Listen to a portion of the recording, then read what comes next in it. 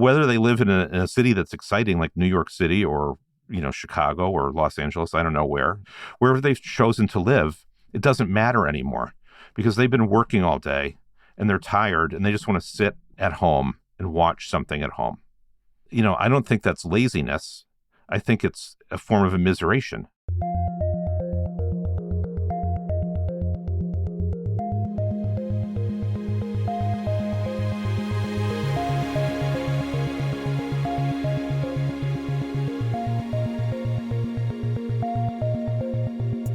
Hello and welcome to Tech Won't Save Us, made in partnership with The Nation magazine. I'm your host, Marx, and this week my guest is AS Hamrah, but I'll be referring to him as Scott. He's a film critic at N+1 and the author of Algorithm of the Night and Last Week in End Time Cinema, two books that came out very recently. I'm sure you've heard the news that Netflix is planning to buy Warner Discovery, which of course holds one of the storied Hollywood cinemas, Warner Brothers, and the vast archive of film and television that company created and owns the rights to. And now that might all be owned by this streaming giant, Netflix. What is it going to do with that? What is it going to mean for the future of Hollywood cinema and of cinema more generally? Is this really the direction that we want to be going? These are some of the things that I wanted to talk to Scott about to really understand how he feels streaming and, these broader kind of changes in the business of how movies are made has really meant for film, how we consume it, what type of film we actually receive, and what it has meant for the broader culture to have these transformations happen. That doesn't mean that this is a story just in the past decade, but comes from a much longer history of how things have been developing. One of the things that I have really enjoyed from reading Scott's work and some of the pieces that I've read of his over the years talk about how the use of technology to transform the way that films are made and to shift the power in the film industry is not something that just comes in the last 2 decades, right? But it's something that has been happening for a very long period of time as more digital and computerized techniques have been implemented in order to make sure that directors and later producers have even more power over the final product and can, overrule things and change things in post-production, regardless of what was actually filmed during the period of time where images were actually being captured to go into that film.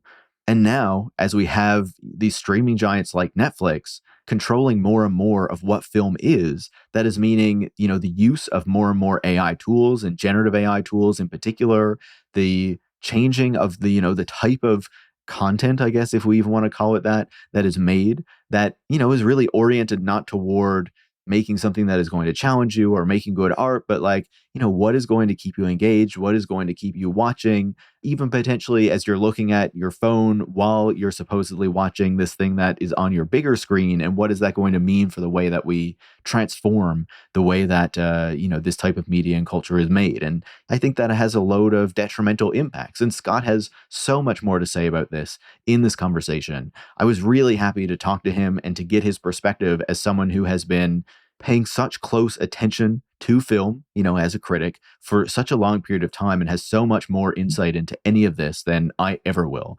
So I was really happy to have Scott on the show. I think you're going to enjoy it. If you do, make sure to leave a 5-star review on your podcast platform of choice. You can share the show on social media or with any friends or colleagues who you think would learn from it. And if you do want to support the work that goes into making Tech Won't Save Us every single week, so we can keep having these critical, in-depth conversations to challenge the way that people see the tech industry and to give you more informed opinions, to enrich your own criticism of this industry. You can join supporters like Emmett in Winnipeg, Leo from New York, and Anoid in Japan by going to patreon.com/techwon'tsave-us, where you can become a supporter as well. Thanks so much and enjoy this week's conversation. Scott, welcome to Tech Won't Save Us. Thanks for having me. Absolutely. I'm really excited to chat with you. I always love having people on the show who can talk about film and everything that is associated with it. I have to admit, I haven't seen as many films recently because I've been busy the past year, which is always disappointing to me. I feel like I made a big list over the holidays of everything I missed and wanted to catch up on. And of course, only unfortunately got to knock a few of them off of my list. But I guess to start off, I'm curious what it is like to be a film critic and especially a film critic today with the kind of discourses that are happening around film and the medium and people talking about, whether cinemas are dying and all this kind of stuff. What is it like to be doing the work that you do? I guess what impact do you hope to have with it? it's more and more difficult to make a living as a film critic, of course. And for me, I don't have a full-time staff job anywhere. I'm the film critic for N+1, but I'm just a freelance writer. They pay me per piece that I write. I'm not on staff. I'm not getting a salary from them. I am in the National Society of Film Critics, which is a body that you have to be voted into. Unlike a lot of these things like that give out things like Critics' Choice Awards or whatever. I vote with other professional film critics many of whom have full-time staff positions at places from the trades like Variety and The Hollywood Reporter to The New Yorker to, local newspapers.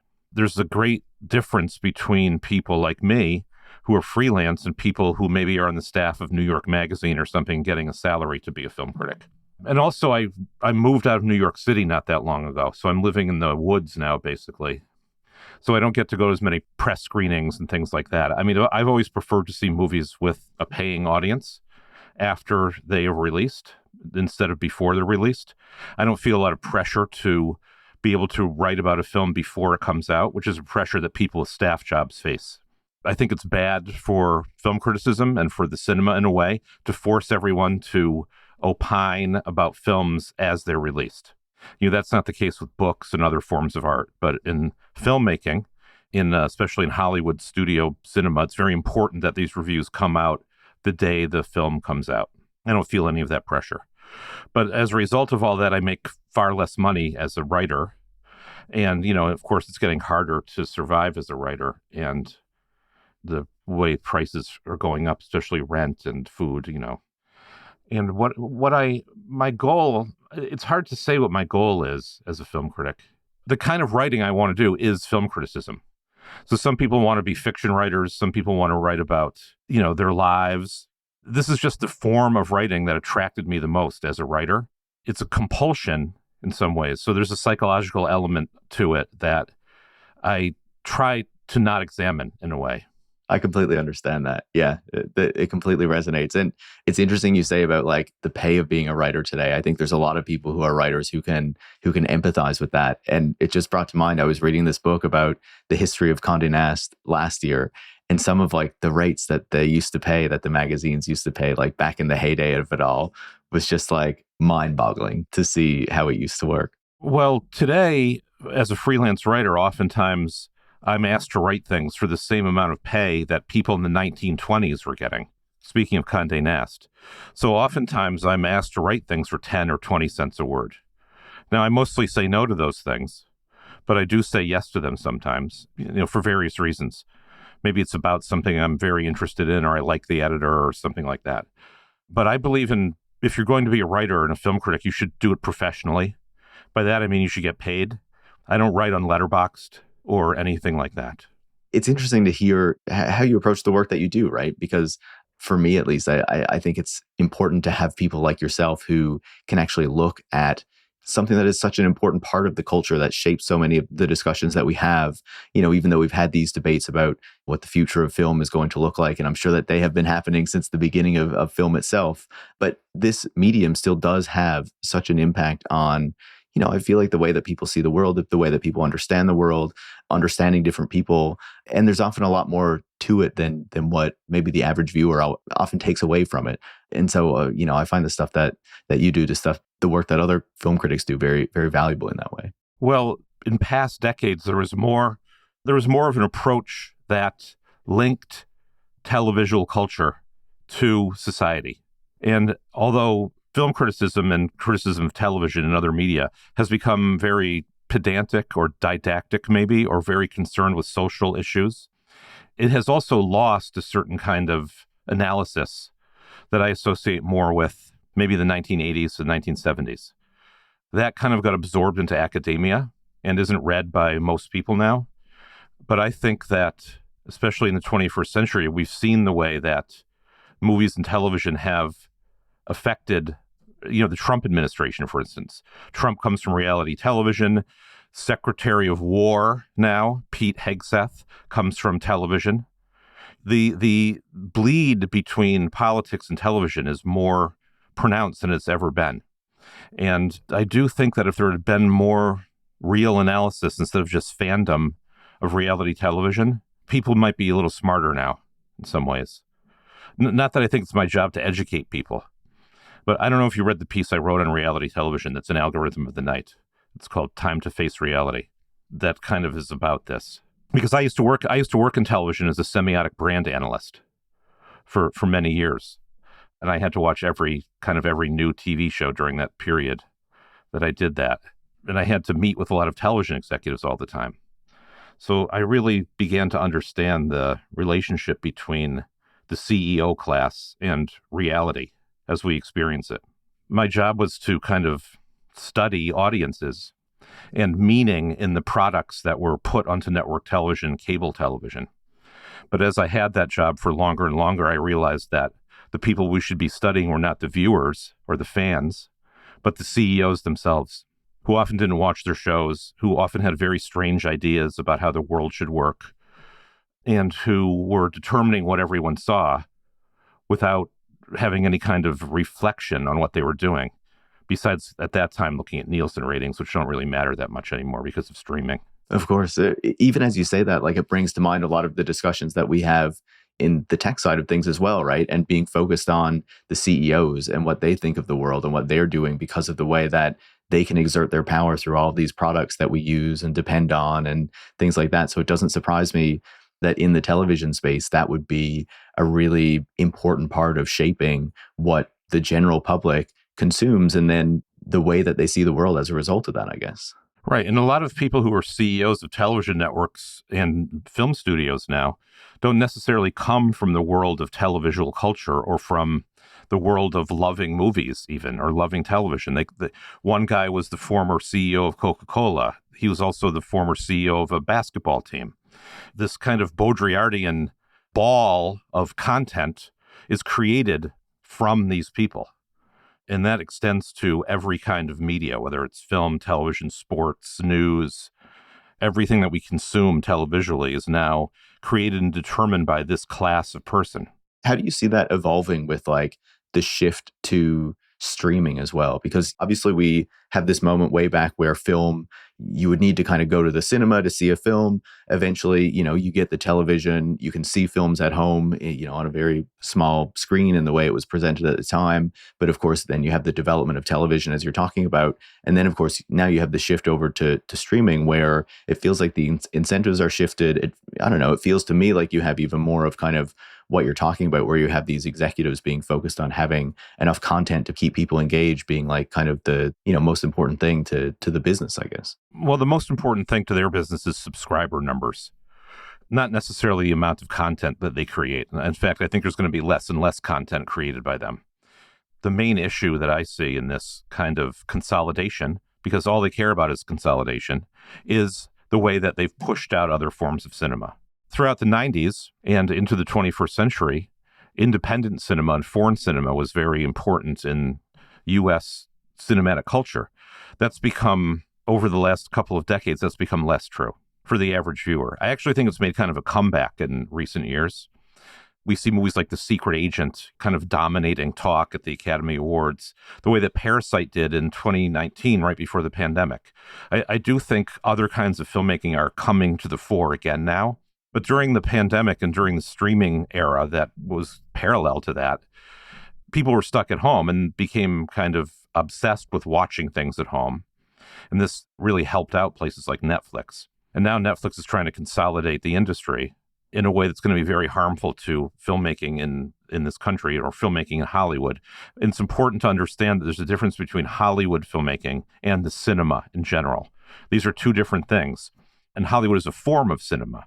But the streamers and the studios, as they merge, are trying to make it so that everyone understands that what was cinema is something that now comes to you through your computer, your television at home. It's very atomized. You can watch it alone. You can do other things while you're watching it. It's now become a cliche to talk about people folding laundry while they watch movies. That's funny and that's true. But the larger issue is that now they're going to control everything that we see, and they're going to own cinema's past, too. If Netflix and Warner Brothers Discovery merge, Netflix will now own the entire Warner archive, which consists of all the classic movies made by not just Warner Brothers, but by MGM, Paramount, RKO, etc. And I don't think that a company like that should be in charge of the legacy of this art form or the American wing of this art form. I think that's very bad. And I think these places should be regulated and broken up, not consolidated further. I definitely agree with that. And looking back at the past, you can see how important those measures were to, it feels to me, you would know it better than I do, but to cinema and to visual culture, right? The Paramount decrees and later the FinCEN rulings in kind of television, or the FinCEN rules, in making sure that there was some limits on this degree of consolidation. I wanted to pick up on a few of the things that you said. First of all, is around the foreign film. Like, I have found it really interesting. I'm in Canada, right? So I'm not 100% sure if you've seen the same thing in the United States. But one of the things that I've noticed in Cineplex, which is our big cinema chain, multiplex chain in Canada, is that since the pandemic, there are a lot more foreign films being shown because they are trying to kind of fill their screens. And they've recognized that people actually want to see those things, right? In part, obviously, we have a very diverse population in Canada, as you would in the United States, from many different parts of the world. So we get a lot more kind of Chinese films and Indian films and all these sorts of things. I do think it's different in Canada than the US. I live near to Canada, and I often drive into Canada to see movies. I joke that when Paul Schrader made the movie Oh, Canada, I actually had to drive to Canada to see it. There is a difference in the kinds of content that appear on Canadian screens and American screens. One of the reasons for that is Canadian content rules. But what you've identified is true. The studios are now not making enough films to fill all the screens that exist. So this has opened the door in the US to a lot of Bollywood films and to a lot of films by Angel Studios, which are often very conservative and Christian, I would say Christian nationalist films. Those could be, movies about child trafficking or animated Bible stories or whatever, a biopic on Reagan. Those kinds of things are starting to dominate screens because the major chains in the US will not show films by the smaller boutique studios, although they occasionally show films by Neon and by A24, of course. Things below that level will not be shown in those for reasons that I don't fully understand. Since they are showing Bollywood films or Angel Studios films, that means they could also show more films by places like Mubi, Neon, and A24 and what have you. But oftentimes they won't show those. I mean, they'll show A24 horror movies, don't get me wrong. So the fact that there's not enough product to fill screens from Hollywood has led to what Manny Farber in the 1960s called a loosening of the bowels. And these things are showing up more on screens, on big screens. He was talking about all different kinds of films, like avant-garde films, very obscure foreign films, all kinds of cinema at that time in the late 60s when he was writing, were all of a sudden appearing on screens in regular movie theaters, like Chelsea Girls by Andy Warhol or something. That's not happening now, but there is a kind of loosening in the Farberian terms also happening, but it's in the opposite direction from what it was in the late 60s. It's not towards the avant-garde. It's towards the opposite of the avant-garde, the kind of official cinema represented by Angel Studios, which reflects the beliefs and desires of the current MAGA administration. I feel like we don't see that as much in Canada. I haven't noticed as many of those kind of films being shown up here. And, some of those are documentaries, too, like that movie, Am I Racist? I can't remember. I think it's called Am I Racist? Oh, yeah. The Matt, what's his name? Yes, Matt. But that was like the #1 documentary in the country last year, I believe. Really? Wow. And people, the mainstream media, so-called, doesn't report on this in that way because there's so little reporting on what happens in the cinema now. The trades might mention that in the kind of a perfunctory way, but there's not a lot of writing or analysis on that area of cinema production. And I guess you get the focus on how the right has taken over radio and increasingly moved into cable television and taken over the newspapers and things like that. But yeah, it feels like you haven't had that same analysis of what has gone on in the cinemas, right? Well, the Ellisons at Paramount represent this. And you mentioned the Paramount consent decrees of 1947, I believe. It's very important that people understand that there was a long period until the first Trump administration in this country where you could not control film production and theatrical exhibition of films because the studios were trying to force theaters to show certain films, whether they wanted to or not. They wanted to make them show films that were not going to make them any money, along with films that would make them money, because they were making these films and they wanted them in theaters. Now, this is kind of happening again. because a judge during the first Trump administration decided that because of streaming or whatever, that the Paramount consent decrees didn't matter anymore. In fact, they mattered more than ever because now one streaming service can control the way all film production comes into your home. And if that is also the studio making the films, as it is with Warner Brothers Discovery and HBO, for instance, with Disney, they also own Fox. This is a monopolistic practice that, for years and years was just illegal. Now we see Netflix owns movie theaters. There's going to be more of that going on, I think. I remember thinking it was wild to see that decision because it felt like, if anything, that should be extended to the streaming services rather than obliterated completely, right? For the reasons that you say. Of course, yes. And, the streamers don't want theatrical exhibition to continue necessarily. And this puts them kind of in control of its future because they don't own the theater chains. And the theater chains, the big theater chains, I'm talking about AMC, Regal, Cinemark, these are being run in a way that is not perhaps in the best interest of the future of theatrical exhibition. They're not in the right places. They're often in dead malls. The amount of stuff between the viewer and the movie now is getting bigger and longer. So it's harder to buy a ticket. You have to buy it online. You have to pick out seats. If you want to buy a ticket at the theater, there's usually a line because they only have one cashier. The cashier's not even in the ticket booth anymore. They're at the candy counter.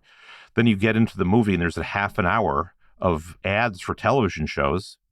At Regal, that's called Nuvi with Maria Menounos. This is all before you get to the trailers.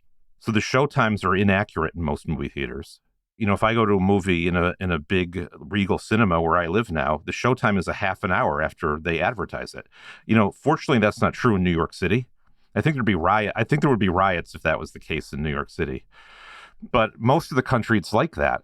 So the theatrical experience has been diminished greatly. Yeah, I even found it really interesting in the piece that you wrote in the New York Review of Books, how, you were talking about this kind of narrative that we often have that young people don't have an attention span, young people don't like movies, young people don't go to the movies. And I found your kind of reframing of that really fascinating, and it made a lot more sense to me. And I was wondering if you could kind of describe why you think that is the wrong way to see it. So that piece was called A Total Breakdown of All the Easter Eggs, and it was in the New York Review of Books, but it's also the introduction to my book, Algorithm of the Night. And I started that piece by talking about how a film critic that I met who's older, silent generation or baby boomer, I'm not sure which, basically told me there was no point writing film criticism anymore. After reading my first book, The Earth Dies Streaming, which he said he liked, but then he told me, but there's no reason to do this.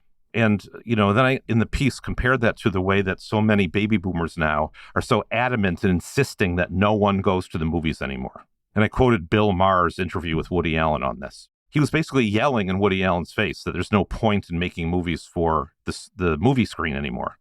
And Woody Allen was kind of sheepishly, I don't even know why he went on this show, except that he's getting further and further away from reality as he gets ancient. Woody Allen said, well, I like to make movies for movie theaters. That's what I do. That's my job. That's what I love. Maher was just so angry at him for saying this.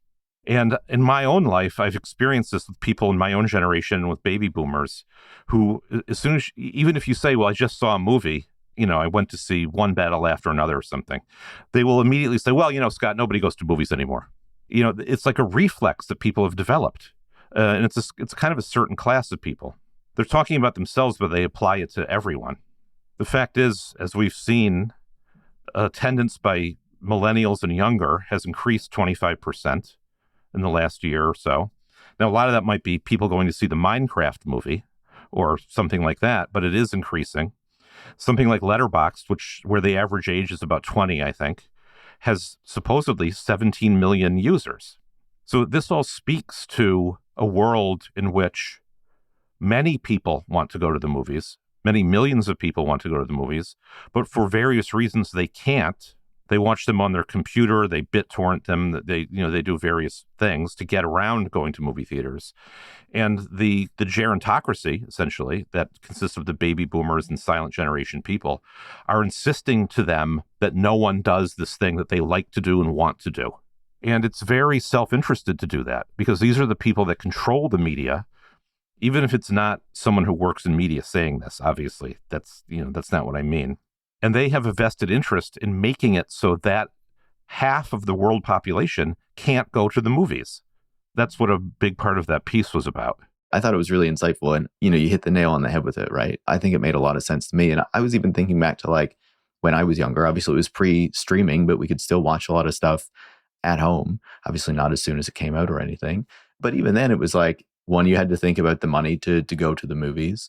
You had to think about how you were going to get to the movies, because I wasn't somewhere like New York City. You had to get a ride to the movie somehow. And if that wasn't possible, then it was out. The kind of theatrical experience, especially at the multiplex, feels like it has just become so much more hostile over time. It's not like this inviting space. There was a period of time this year even where I was traveling a lot for work. And so I hadn't been able to go to the cinema to see anything. And when I went back, because unfortunately where I live, we only have a Cineplex. So I have to go to the multiplex. There's no kind of like independent cinema. But the prices had like jumped several dollars just to go see a movie. And I was like, what is going on here? Well, I mean, yes. I mean, overhead has gone up everywhere. I mean, in New York City, I don't understand why, but most of the movie theaters don't own the places where they are. They're paying rent, which is insane. That's why so many of them go out of business. And a lot of you say where you live, there's no independent cinema, where a lot of new independent cinemas are opening up in places like New York and Los Angeles, Chicago. But in the rest of the country, they're closing because the people that run them are getting old and they don't do a good job of community outreach. They don't have newsletters. They're not trying to get younger people in the way that they should, although, of course, a lot of younger people do find their way to those places. But they're kind of relying on an aging audience, and they haven't really updated their skill set to get a new audience into the theaters. I was wondering if we could pivot back to kind of the Netflix Warner Discovery story, I guess, briefly.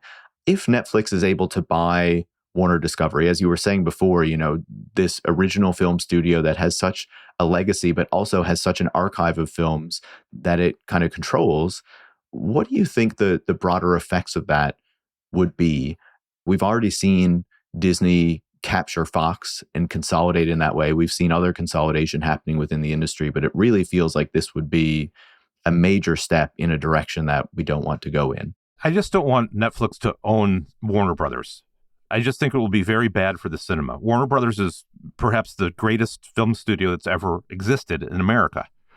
They've been responsible throughout the decades for 100 years now or more for many, many great masterpieces of the cinema. And Netflix has made basically zero masterpieces of the cinema, and they're not even interested in the cinema. They're interested in television.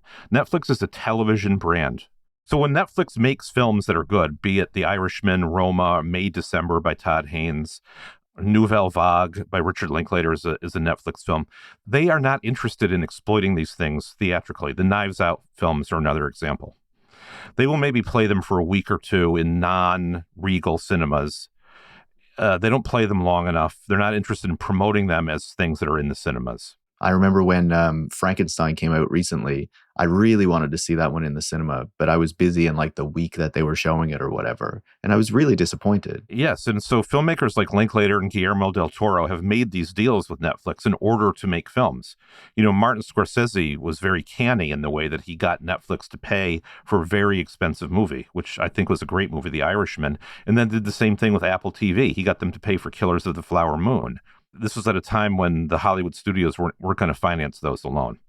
So it's good that those films were made, but then they kind of get trapped into this void, which is streaming. It's a void in a way because people don't want to sit down necessarily and watch a film that's that long and that's that demanding of concentration.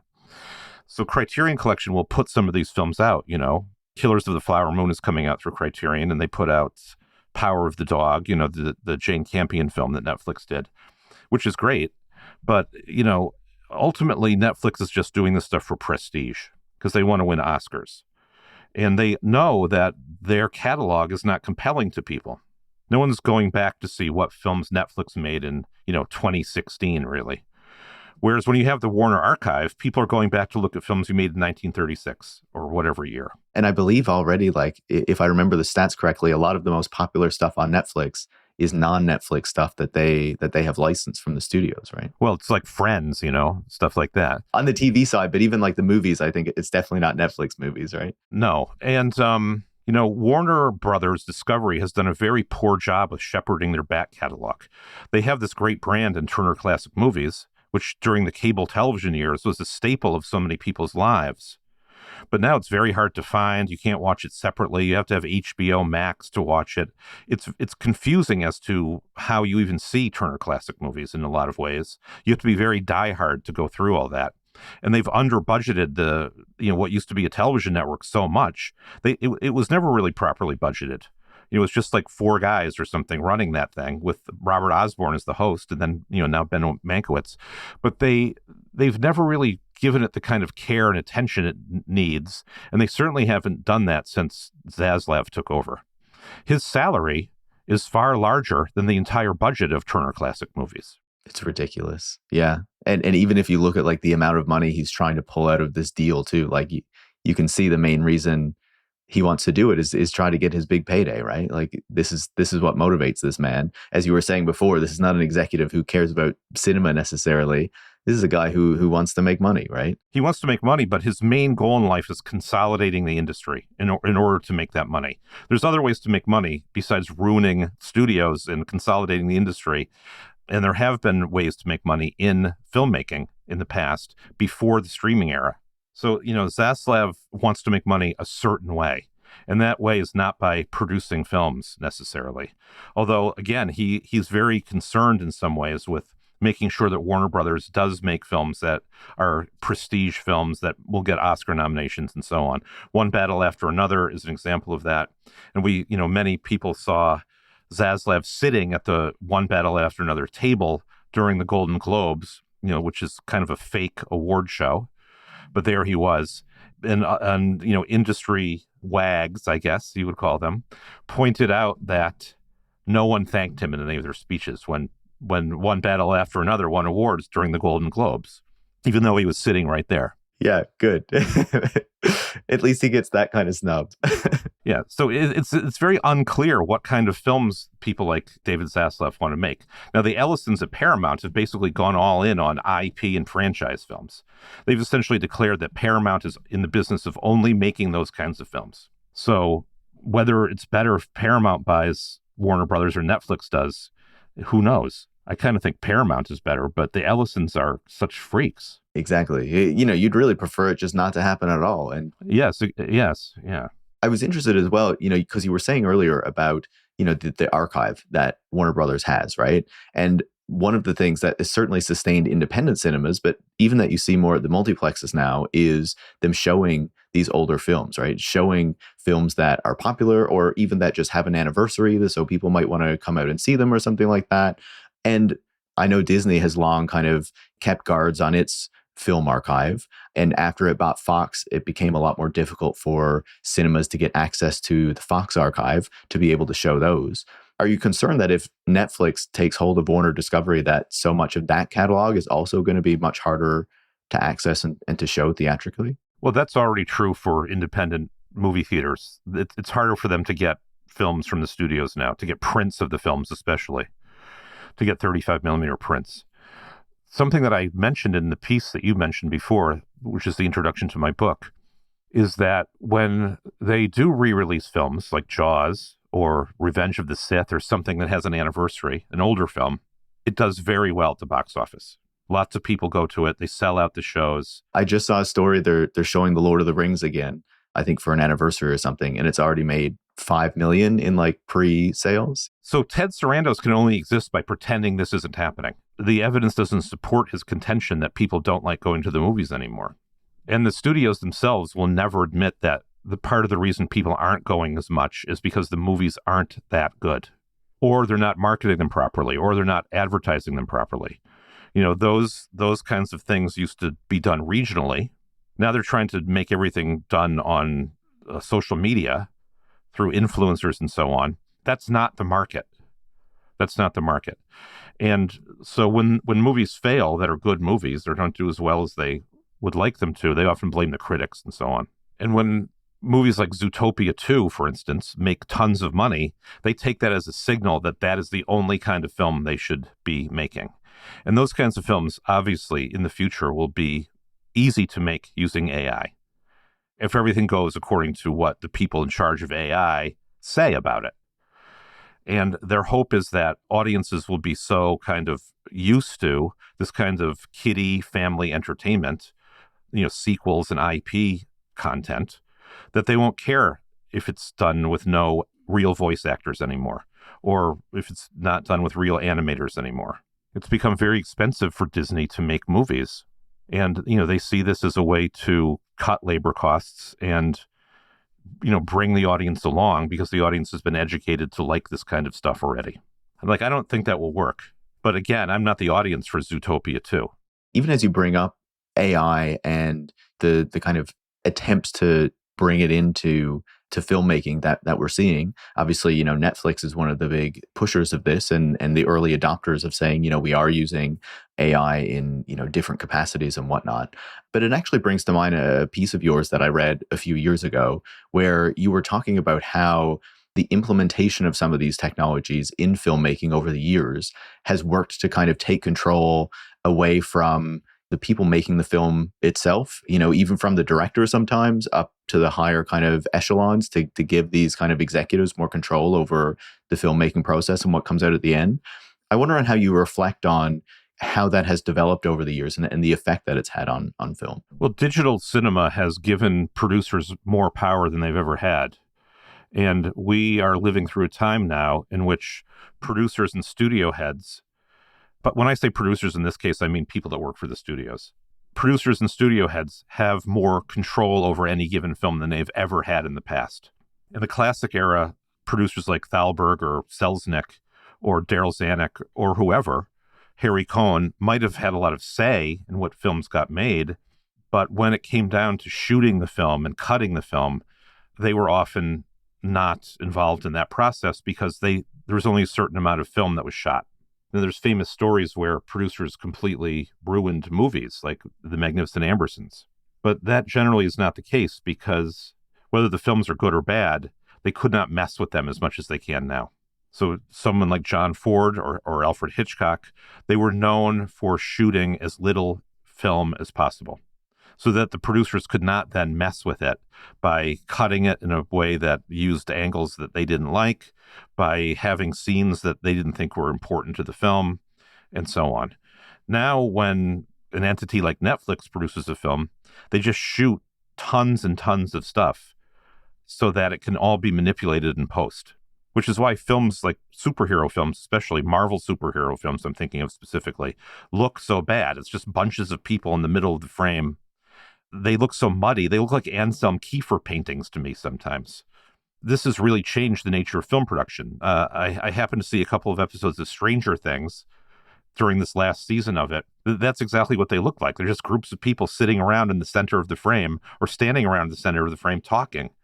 And it's all plot points, and, it doesn't seem cinematic, even as they tout the cinematic look of a lot of these things. It's interesting that, someone like Lars von Trier made a point of shooting, some of his films with like many cameras at once so that he could do this very thing. But he was doing it himself. He was doing it as an auteur. He was the producer of his own films, but he wasn't trying to ruin the films because of some weird idea he had of what audiences want or how film should be. It was an artistic practice, but now it's become a form of control.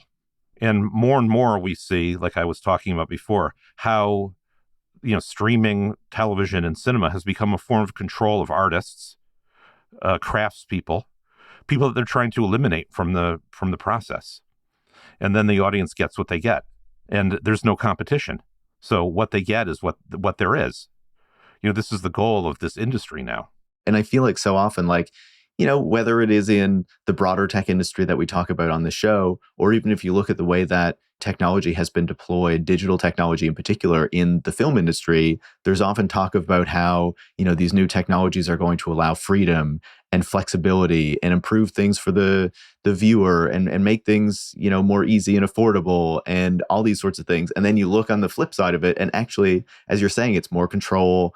Often things actually do get more expensive as a result, but, power accrues higher and higher up and away from those who are actually making the film or want to enjoy it or whatnot, right? Right. This is the shell game that's always performed in the industry since the days of Super 8.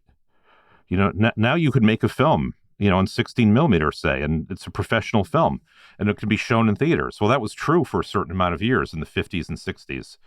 But then, no, not anymore. You can make a film on an iPhone now, yes.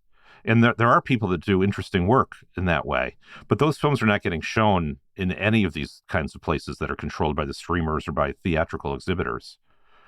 The idea that Danny Boyle shoots one of his zombie movies using an iPhone is not really the same as, the way that Sean Baker made films on an iPhone when he was doing that before Nora, say, before Red Rocket. It's completely untrue. The average person making films at that level has no way to get into exhibition through the studios or streamers. It's unfortunate, right? Because on the one hand, there are tools that do make it easier for people to experiment, right? But on the other hand, the way that it's framed and the way that it's packaged is just so distant from the actual effect that it ends up having, right? Right. Well, it becomes in some sense a gallery art. It's no longer made for theatrical exhibition, even in the way that 16 millimeter films were. When Andy Warhol could show his films in an actual movie theater. The equivalent of someone like that now is probably not going to be allowed to show those in an actual movie theater, unless it's like Metrograph in New York or places like that. Anthology Film Archives, Spectacle, these kinds of places may do that kind of thing, depending on the film. But, it's not like it can emerge out of that so much now. That's much, much harder now. And it's because of this digital consolidation. These things, as you know, all work in tandem. Government regulations, studio filmmaking, digital cinema, they all are the state apparatus, essentially, as it used to be called. I want to touch on that briefly, but I want to go back to one other thing that you mentioned before I kind of move on to the final thing that I wanted to talk to you about. And that is, you talked earlier when you were talking about being a film critic, how you like to see these films in a cinema with an audience to have that experience, right? And I feel like, as you've described, there has been this push for a long time that has really accelerated with these streaming companies to get us out of the cinemas and to get us watching at home and increasingly watching by ourselves and not even with other people. What does that do to how we experience films, and what's the effect of that? Okay, well, for me, before the pandemic, I didn't really watch anything on streaming. I might have watched DVDs or Blu-rays at home, but I didn't really participate in streaming very much. I had the Criterion channel, that was it. And because I'm a writer and a freelance writer, that work is performed in my home. It's performed on a laptop at my house, my apartment, whatever. So if I've been on a laptop all day writing or answering emails or doing all the various things you have to do, then at night, I don't want to sit in front of my laptop or a television screen. I want to get out of the house. I want to do things out of the house, which for me includes going to the movies, because that's the most important thing to me in a way as a writer. So if I just had to sit in my house all day and look at a computer screen and then look at it more at night, this is an immiserated existence for me. Now, for other people, it's the opposite. They maybe have 2 jobs to live or 3 jobs, or they have to work crazy hours in an office because they're on salary. Their boss won't hire enough people or whatever. Okay, so they're living a kind of immiserated existence in their work life, as we all are, or most of us. So now their day is over. They just want to go home. Whether they live in a city that's exciting like New York City or Chicago or Los Angeles, I don't know where, San Francisco, Portland, wherever they've chosen to live, it doesn't matter anymore because they've been working all day and they're tired and they just want to sit at home and watch something at home. I don't think that's laziness. I think it's a form of immiseration that is hard to overcome because it costs so much to live now. So seeing movies in a movie theater is a better experience. That's how they're meant to be seen. And if the projection is good, whether it's a DCP or on film, it's going to look good. It's not going to look as good as if it's on film, if it's a DCP, but it can look great still. But if you're living the life that I described, where you have more than one job or you have to work crazy hours, none of that matters because you don't want to go out at night to do that stuff. And it's sad that people when they're young, they move to cities because they want to have a vibrant, exciting life in which they achieve things socially as well as in their work life. Going to movies has always been part of that since the movie started, pretty much. But it's becoming not that way anymore because society is very atomized and people, it's not that they can't afford it even, it's that they're just too exhausted. So, keeping people in this state of precarity is anti-cinema. And that's the problem that we face. Now, I traced all these things in the newsletter that I did, which is called Last Week in End Time Cinema, that I did for 1 year, that I've now put into a book that Semiotext has published. I followed all that week by week, all this stuff about consolidation and what's going on in theatrical exhibition and, all this kind of stuff. I stopped doing that because I only wanted that to be a year-long project. And also it got very depressing towards the end to do that. It got depressing, especially because of the wildfires in Los Angeles. And also the death of David Lynch, I found to be kind of too depressing for the newsletter in a way. Those are reasons that I stopped doing it. But the way that I traced that was so different than how it's done in entertainment journalism. A lot of people found it and liked it. And there's not a lot of criticism or, even kind of a framing that's correct on this stuff in newspapers and magazines anymore. Even the New Yorker writes just kind of cheerleader stories about a place like A24 or something like that. I was glad to see the New York Magazine cover story about the Ellisons and Paramount that Reeves Weidman wrote, because, New York Magazine seems to be doing a little bit better with this stuff. Although they're not as hard hitting as they might be, at least they're bringing this stuff up and covering it in a serious journalistic way. So in some ways, I think that people are on to the con now more than they were, during the pandemic and the couple of years after the supposed end of the pandemic. I appreciate you outlining how, one of the problems that cinema faces is just like a larger systemic one, right? Is the way that our society is structured to really have us like kind of on this hamster wheel, right? And to make it difficult to even think about having time to go out and enjoy our lives. And, even then when we do, the multiplex experience has been kind of degraded over the years, especially as you say, as the cost of running these things is where it is. The projection at the one I go to is not the greatest, but I still put up with it because I like to go to the cinema, right? It's unfortunate. And I wanted to pick up on one other thing that we were kind of touching on in our conversation, because it really stood out to me in the introduction of Algorithm of the Night, right? Which is, you were talking about 2019 as kind of a turning point in film, and you were talking about that in particular around the politics that we're seeing, the way that obviously right-wing politics has taken over the United States, but the way that that's also reflected in a medium like film. I was wondering if you could talk a bit more about that. It's something that the listeners are certainly very interested in. In that piece, I kind of positioned 2019 as a year that will be looked at in the future as one of cinema's golden years, the way that 1939 is also seen now. 1939 is the year that The Wizard of Oz came out and Gone with the Wind, and not just those big Hollywood movies that I'm not crazy about Gone with the Wind. The Wizard of Oz is The Wizard of Oz.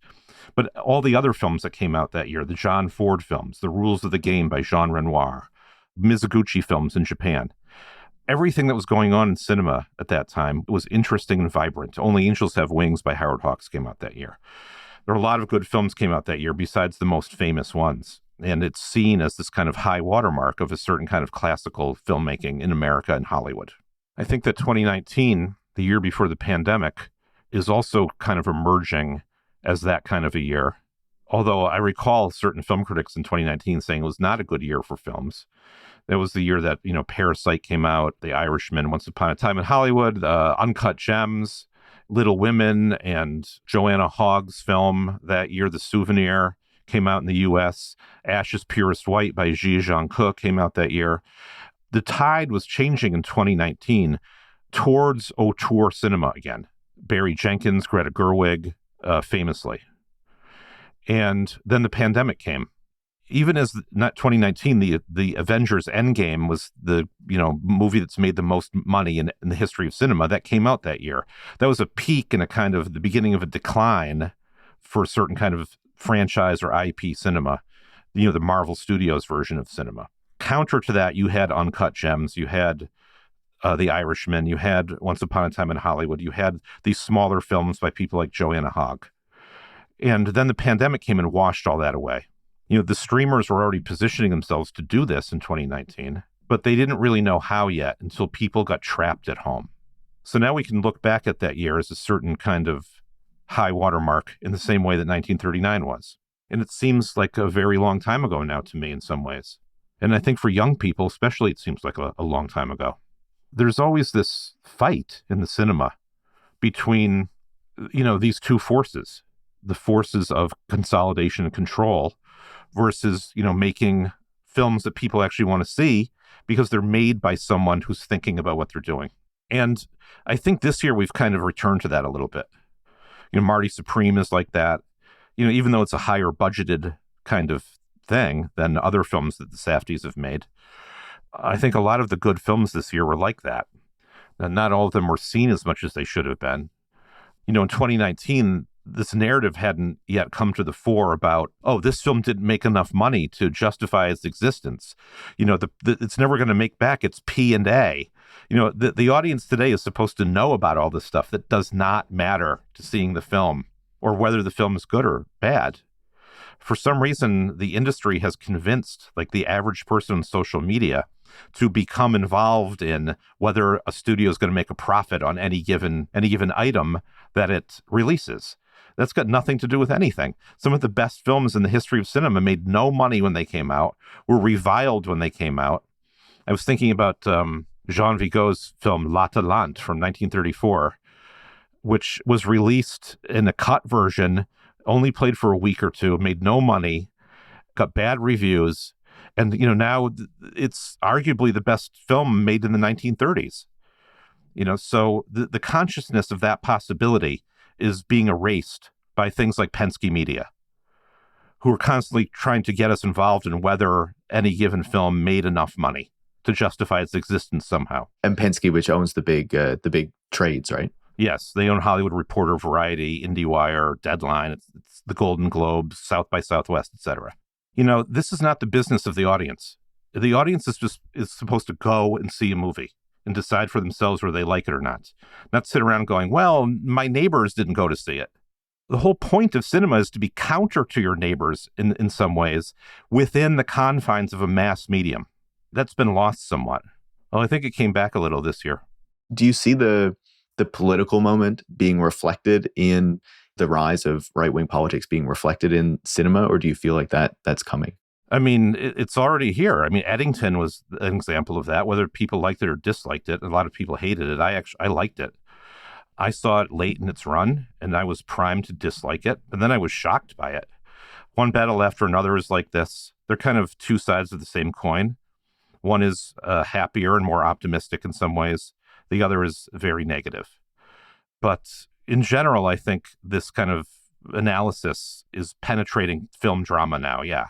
It definitely seems like, it's penetrating everything, right? And as you were saying earlier, you see it reflected in the films, but you also see it increasingly reflected in the control over even a major studio like Paramount and moving into the multiplexes. And it feels like we're just going to be seeing more and more of whatever this is going to look like, whether it's films responding to it or films that are kind of made in this kind of system to reflect these politics, right? Right. And, an interesting aspect of this is the way that the push towards AI is anti-star. So there's been this argument the last few years that the millennials have not produced any big Hollywood stars. No one can hold the screen in the way that, Robert De Niro could in the 70s and 80s, or the way that Leo DiCaprio can, or whoever you want to name, Julia Roberts, Sandra Bullock. I think part of what's interesting about the success of Marty Supreme is that Timothée Chalamet is a star who's emerged from an age in which there are not supposed to be any stars. So, his attitude towards his work, I think, is right for his generation. But most people aren't like that. I mean, they can't afford to be like that. He's been working for a long time, since he was very young.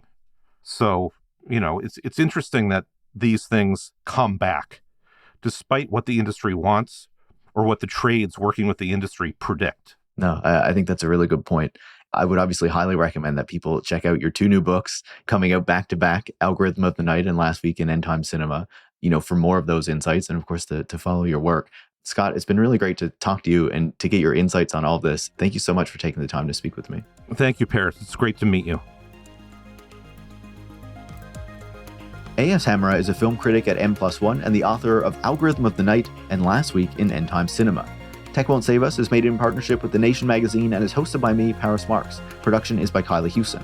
Tech Won't Save Us relies on the support of listeners like you to keep providing critical perspectives on the tech industry. You can join hundreds of other supporters by going to patreon.com/techwon'tsaveus and making a pledge of your own. Thanks for listening, and make sure to come back next week.